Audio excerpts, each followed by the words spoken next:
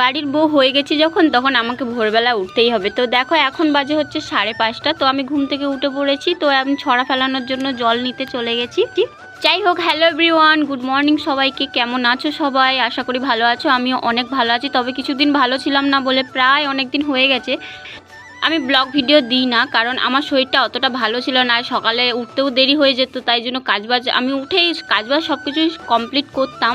মা রান্না করতো, যেহেতু ওরা কাজে যাওয়া শুরু করেছে, তো মা রান্না করতো আর আমি বাকি কাজগুলো কমপ্লিট করতাম। তবে ভিডিও করার না এনার্জিটা একদমই থাকতো না, কারণ শরীরটা প্রচণ্ড খারাপ ছিল। তো আজকে হচ্ছে যেহেতু রবিবার, আজকে রান্নাবান্নাও নেই।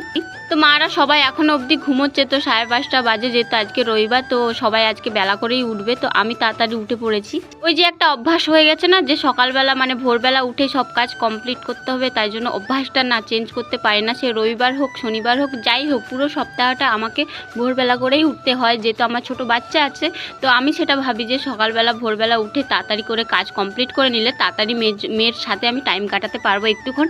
আবার বেলায় রান্নাবান্না আছে, তো সেগুলোকে আমাকে কমপ্লিট করতে হবে। যাই হোক, দেখো সকালবেলা উঠেই ছড়া ফেলে দিয়েছি ফার্স্টে, তোমরা দেখেছো। তারপরে আমাদের এঁটো বাসনগুলো ছিল, তো সেইগুলোকে আমি ঘাটে বের করে রেখে এসেছি। তো তারপর রান্নাঘরটা পরিষ্কার করে নিচ্ছি ঝাড়ফাট দিয়ে। যেহেতু আমাদের জয়েন্ট ফ্যামিলি না, আমাদের বাসন কুসন একটু অনেকটাই বেশি হয়। তবে বাসন কুসন বলা ভুল, আমাদের সব কিছুই একটু বেশি বেশি হয়। যাদের জয়েন্ট ফ্যামিলি আছে, তো তারা জানো যে জয়েন্ট ফ্যামিলি থাকলে কীরকম কী হয়। আর আমার ছোটোবেলা থেকে না খুব জয়েন্ট ফ্যামিলি খুব পছন্দ, আমার খুবই পছন্দ। আর আমার কপালে সত্যি সেটাই আমার জুটেছে। তো আমি খুব হ্যাপি যে জয়েন্ট ফ্যামিলিতে বিয়ে করেছি, কারণ এটা আমার ছোটোবেলা থেকে খুব একটা বলতে গেলে একটা আশা, একটা স্বপ্ন, সব মেয়েদেরই একটা থাকে না, তো আমার একটা স্বপ্ন, সেটা পূরণ হয়ে গেছে। তো তারপর দেখো ঘাটে এসে আমি হচ্ছে বাসনগুলো সব ধুয়ে নিয়েছিলাম। তো আমাদের একদিকে খুব সুবিধা হয়, আমাদের কলটল মানে ট্যাঙ্কি সবই আছে, কিন্তু পুকুরে যে কাজ করে যে একটা শান্তি, একটা যে আরাম, সেটা সত্যি কথা আর কোথাও পাওয়া যায় না। আমাদের পুকুরে সব কিছু ধুতে না আমার বেশ ভালো লাগে। তো তারপর দেখো বাসনগুলো সব ধুয়ে টুয়ে আমি যেখানে জায়গা সেখানে রেখে দিয়েছি। তো তারপর ঘর ঝাড় দিতে চলে এসেছি। তো আমাদের যেহেতু অনেক বড় ঘর, মানে অনেকটাই বড়, যেহেতু মাটির বাড়ি আগেকার যুগে, তো তোমরা তো জানোই। তো তারপর দেখো ফার্স্টে আমি এই ঠাকুর ঘরে এই পাশটা পুরোটা ঝাড় দিয়ে নিচ্ছি, কারণ যেহেতু আমাদের সামনেটা পুরোটা ভেঙে দিয়েছে। তো আমাদের যেহেতু পাকা বাড়ি হচ্ছে, তো সামনেটা ভেঙে দিয়েছে, আর পেছনে এগুলো সব অন্ধকার।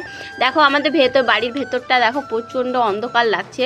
আমাদের দিনের বেলাও এরকম অন্ধকার লাগে, যেহেতু চারিদিকে সব ঘেরাঘুরি হয়ে আছে, তার জন্য।